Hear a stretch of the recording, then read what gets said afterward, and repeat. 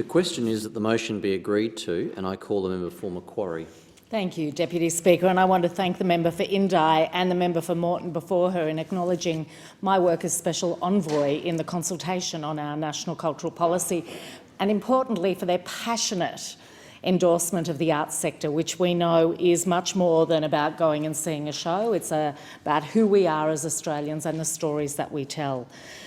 Deputy Speaker, the arts portfolio spans a very wide range of activities and programs that enrich and shape people's lives. And I'm very much looking forward to the release of the National Cultural Policy, but I want to talk about the work of one lesser-known area of the arts portfolio. And this is an area that carries out repatriations of ancestral remains from around the world, and this falls under the arts portfolio. I'm proud to be standing in this place wearing two special pins. One is the symbol of the Australian Government's Indigenous Repatriation Program, and I wear it very proudly, having taken part in the repatriation this month in Leipzig, Germany, where the ancestral remains of 6 Aboriginal men and women were returned to the safekeeping of community representatives. I accompanied the representatives of the Gadigal, Awabakal, Worimi and Muti Muti people, who'd been given the responsibility by their communities to bring their old people home. Australia cannot truly be at peace with itself as a nation while the journey of reconciliation is incomplete. And as the delegation and I travelled to the other side of the world together, they shared with me their hope that we were taking a step closer to reconciliation.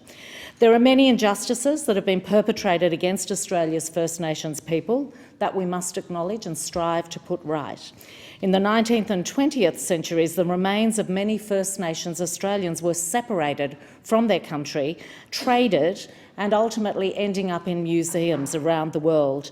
This caused profound and ongoing grief to First Nations people. It should never have happened. These ancestors should never have been taken away from their country. Several community representatives in the delegation told me that repatriation of ancestors is a crucial part of the process of healing, truth-telling and reconciliation. Because of this repatriation, these ancestors can return to country where they belong.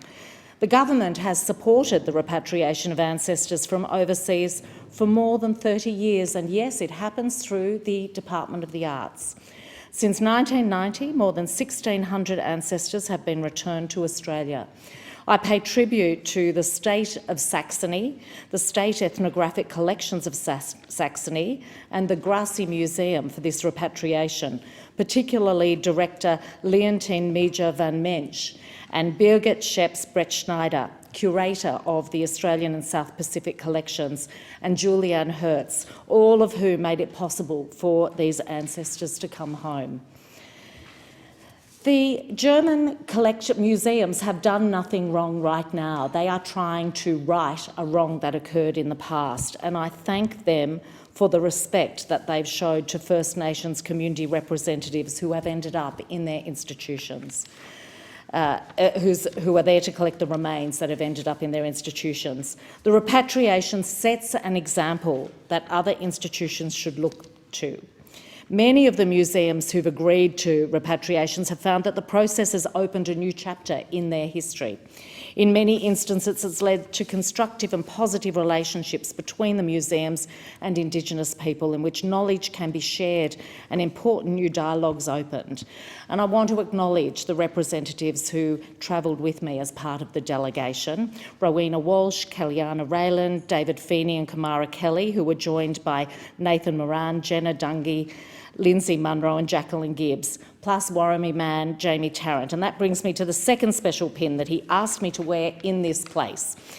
It represents the Worimi conservation lands that he cares for around Nelson Bay, and I'm very proud to wear it. Thank you all for including me on your journey and letting me see your strength, your vulnerability, your generosity and your dignity.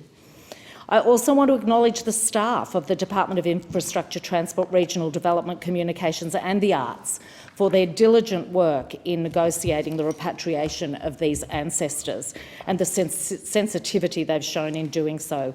Director David Doble and Assistant Director Amanda Morley and their team. Without David's commitment and Amanda's determination, we would not have had ancestral remains being returned. and they have much work to do, and I look forward to our government supporting even more work in this area to bring people home.